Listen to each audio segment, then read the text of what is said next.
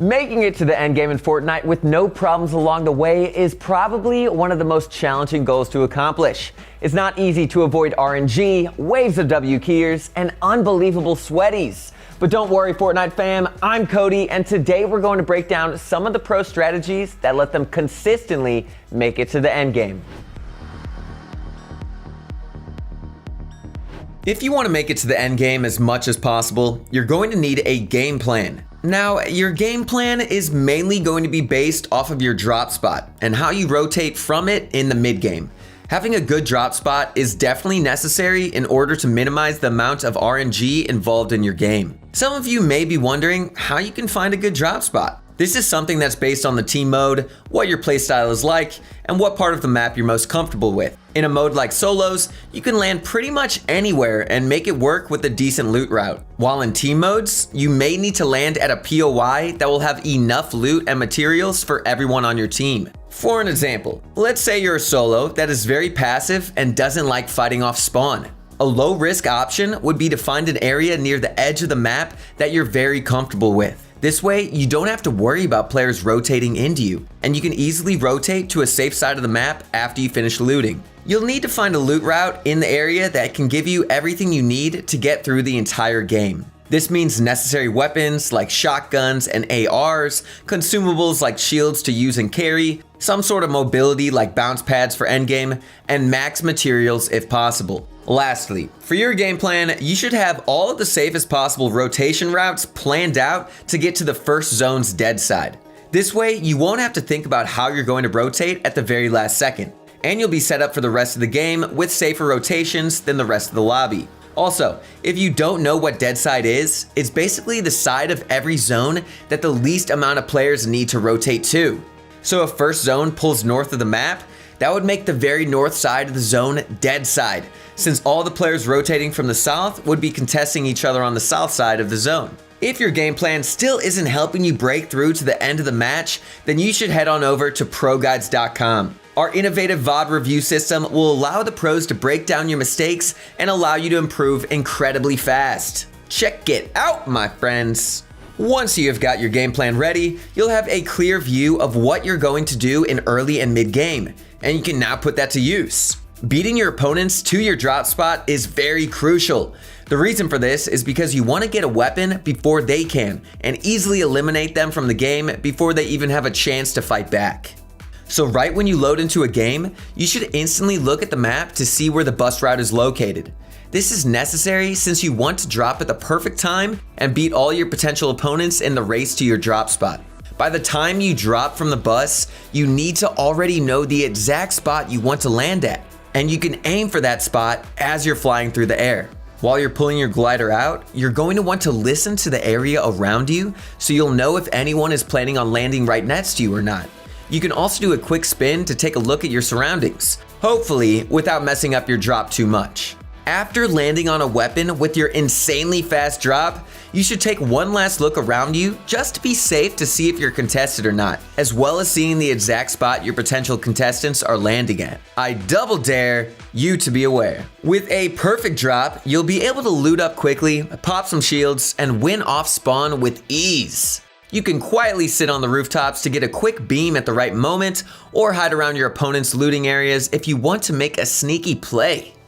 But make sure you're taking advantage of your time and farming up some mats as you loot.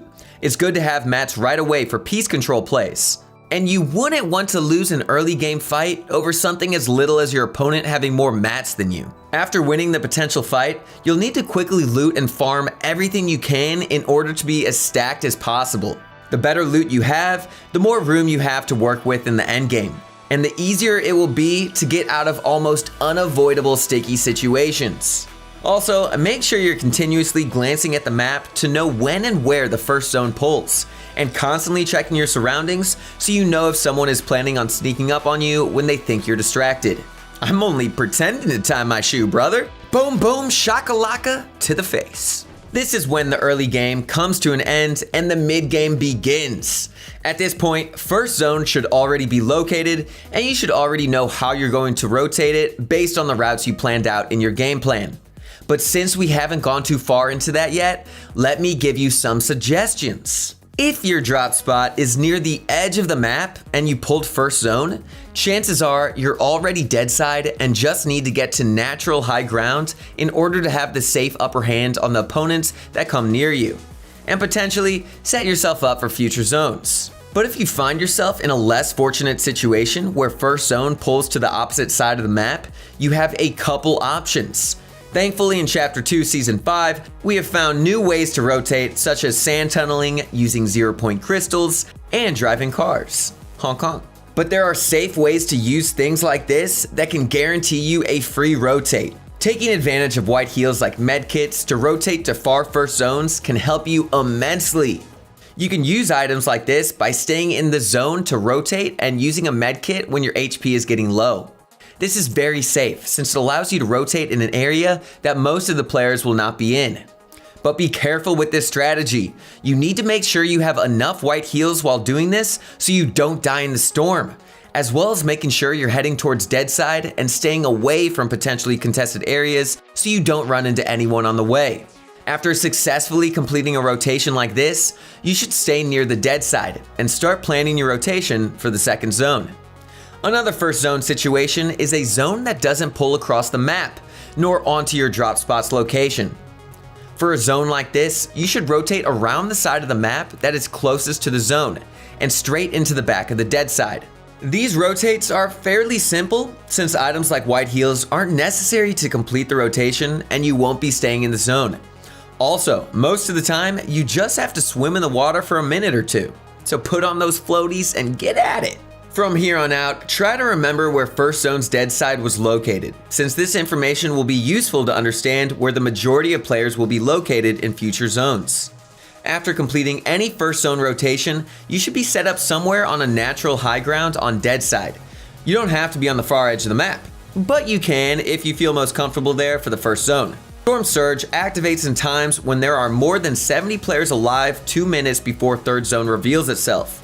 More than 50 players alive 1 minute before fifth zone, or half and half, reveals itself, and more than 30 players alive 1 minute before seventh zone, known as second moving, begins. If you don't have more damage than the threshold required by the time Storm Surge starts, you will be hit for 25 HP every 5 seconds until you are above the threshold, or until enough people have been eliminated for Storm Surge to end. The damage threshold is determined by the amount of damage all players are doing in the match, and the amount of players that need to be eliminated for Storm Surge to end.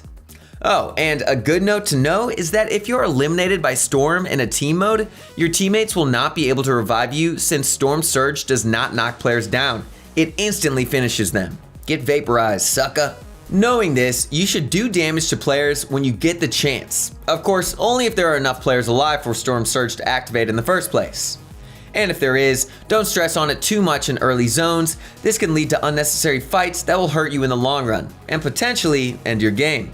You should get Storm Surge when needed by tagging players with your AR or sniper from a distance that won't allow them to W key you if they get angry. Also, this can help you understand why players are randomly tagging you in stacked games, and help you understand areas to stay out of in order to avoid this. Using your knowledge from the first zone's dead side, the rest of your mid-game rotates will be pretty simple to understand, and you shouldn't have too much of a problem completing them. For second zone, you can slowly make your way in after seeing where the players around you are located. That's if there are any, since you'll still be on the dead side. Also, a quick tip to remember, you'll want to look through your cone before the majority of rotations, otherwise you'll be blindly rotating, which could lead to some very bad outcomes. Back on topic, you can use your natural mobility like cars if you'd like, or you can play more on the quiet side and run on foot. During this rotation, you may be getting shot from opponents for Storm Surge if your game is stacked. You can use wood walls and stairs if needed to protect yourself and refarm your mats later, since wood is usually very easy to find and it's better to use wood instead of burning through heals and wasting mobility.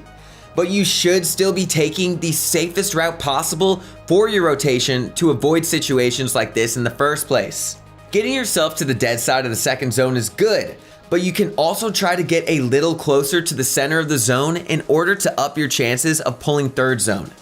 You'll need to be building your bases in brick or metal, so basing on rocks that are located on natural high ground will be great if possible. This way, you can refarm your brick. You can also do the same thing with brick or metal buildings and claim them for a bigger base that doesn't waste your mats.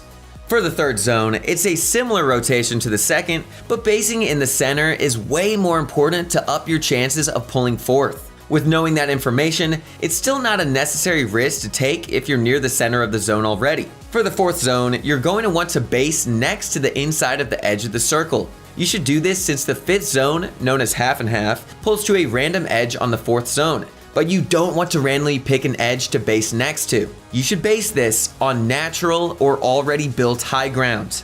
This way, if you want to pull half and half, you will be able to hold high ground throughout the end of the game, or at least for a little while of it. And if you can't, you'll still manage to avoid being buried by the rest of the players rotating. If you aren't lucky enough to pull half and half, you can rotate around the part of the zone that's closest to it, using something like sand tunneling, 0-point crystals, or a bouncer or two if you really need to. But it's best to save those for the end game, because as always, patience is a virtue.